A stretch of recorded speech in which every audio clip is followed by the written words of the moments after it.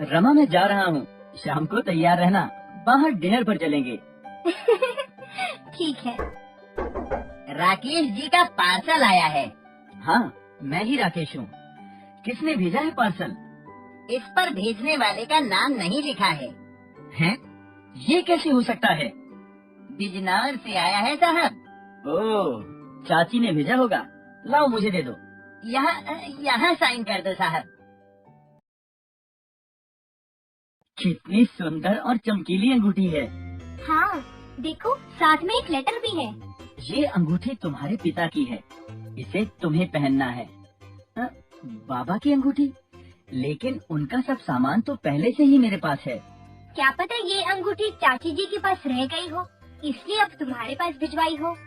हाँ, हो सकता है। तो फिर इसे पहन लो और जाओ, तुम्हें देर हो रही होगी ना। हाँ, चलो शाम को मिलता हूँ। सोनू, एक गिलास पानी लाना। लो साहब।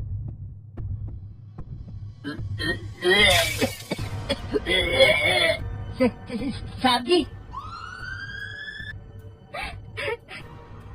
सोनू, क्या हुआ राकेश को? अरे सुबह तो बिल्कुल ठीक थे। पता नहीं मालकिन, जब दुकान से आए थे तो बहुत थके हुए लग रहे थे और मुझसे पानी भी मांगा पीने के लिए, लेकिन जैसे ही उन्होंने पानी पिया तो उन्हें खून की उल्टी हो गई। क्या? खून की उल्टी? डॉक्टर, क्या हुआ है राकेश को? हमें उनके कुछ टेस्ट करने होंगे, तभी हम उनकी बीमारी के बारे में जान पाएंगे। देखिए डॉक्टर, प्लीज आपको जो करना है वो करिए, पर प्लीज आप इन्हें ठीक कर दीजिए। जी, आप फिक्र मत कीजिए, राकेश जल्दी ही सही हो जाएंगे। मुझे बिजनौर से चाचा और चाची को बुला लेना चाहिए। डॉक्टर, इन्हें अभी तक होश क्यों नहीं आया? हम इनकी बीमारी ही नहीं पकड़ पा रहे। सारे टेस्ट करा लिए हैं, लेकिन सब रिपोर्ट्स नॉर्मल आई हैं। अब आप उनके लिए दुआ कीजिए। डॉक्टर प्लीज, आप प्लीज ऐसा मत कहिए। किसी बड़े डॉक्टर को बुला रहे हैं तो बुला लीजिए, लेकिन प्लीज इन्हें बचा लीजिए, प्लीज।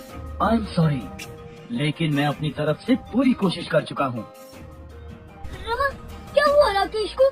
पता नहीं चाची, कल अचानक दुकान में खून की उल्टी हुई और फिर बेहोश हो गए। उसके बाद से तो उन्हें होश ही नहीं आ रहा। डॉक्टर ने क्या बताया? पता नहीं, डॉक्टर को भी कुछ समझ नहीं आ रहा। तुम रो मत बेटा, जल्दी सब कुछ ठीक हो जाएगा। जी चाची जी, उम्मीद तो यही है। बेटा रमा, ये इतनी बड़ी अंगूठी क्यों पहना रखी है राकेश को? ये अंगूठी तो आपने ही भेजी थी ना, और लेटर में लिखा भी था ये राकेश के पापा की अंगूठी है और उन्हें पहननी है। लेकिन हमने तो कोई अंगूठी नहीं भेजी और न ही कोई लेटर भेजा। आपने नहीं तो किसने भेजी होगी? राकेश ने जिस दिन से अंगूठी पहनी है उसी दिन से वो बीमार है। क्या? कुछ तो गड़बड़ है। ये अंगूठी हमें जल्दी राकेश के हाथ से निकालनी होगी। कौन हो तुम? मैं यहाँ राकेश को लेने आई हूँ और कल अमावस्या की रात है। जैसे ही आधी रात होगी मैं इसकी आत्मा को अपने साथ ले जाऊंगी। नहीं, मैं तुम्हें ऐसा नहीं करने दूंगी। अगर किसी ने भी मुझे रोकने की कोशिश की तो मैं उसे भी मार डालूंगी।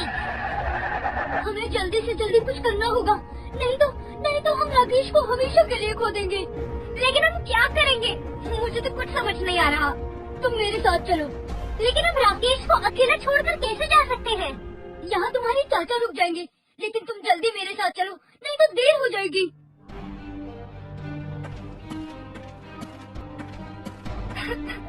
हे भगवान, मैं कैसे इन्हें बचाऊं? प्लीज मुझे कोई तो रास्ता दिखाइए।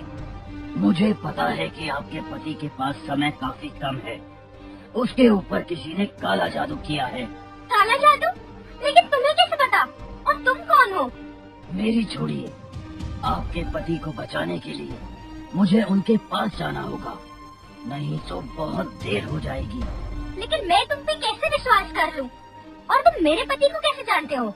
मैं यहाँ किसी से मिलने आया था, तभी मेरी नजर आपके पति पर पड़ी और मैं समझ गया कि इन पर किसी ने काला जादू किया है। पर कैसे? मुझे भूत प्रेत दिखाई देते हैं और मैं उनसे बात भी कर सकता हूँ। अब आप जल्दी चलिए, नहीं तो काफी देर हो जाएगी। आप सब कमरे से बाहर चले जाओ, नहीं तो किसी को भी खतरा हो सकता है।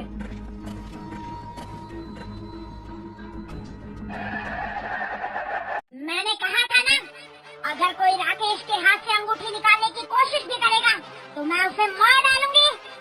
तो कुछ नहीं कर सकती। मैं तेरी इस गलतफहमी को अभी खत्म कर दूंगी। ये ले।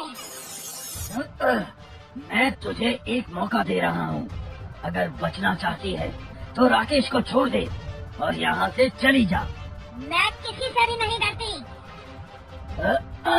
रमा, जल्दी अंदर आओ। क्या हुआ बाबा? मैं इस भूतनी को यहाँ उलझा कर रखता हूँ। तुम जल्दी इस अंगूठी को बाहर जाकर जला दो। अच्छा ठीक है। ये तुमने क्या किया? तुमने मेरे साथ धोखा किया। मैं जल रही हूँ। आप सब अंदर आ सकते हो। रमा, रमा! अरे आपको होश आ गया? भगवान का लाख लाख शुक्र है, आप ही की वजह से आज मेरे पति ठीक हो पाए हैं। मैं कैसे आपका शुक्रिया अदा करूं? ये तो मेरा फर्ज था। अब से ध्यान रखना, कोई भी चीज बिना पूरी जानकारी के इस्तेमाल मत करना। और ये धागा आप सब अपने अपने हाथ पर बांध लेना और ये जल अपने पूरे घर में छिड़क देना। ठीक है बाबा। अब मुझे जाना होगा। हेलो फ्रेंड्स, हमें कमेंट्स करके बताएं कि आपको ये कहानी कैसी लगी। इस कहानी को लाइक जरूर करें और अपने दोस्तों के साथ शेयर करना ना भूलें।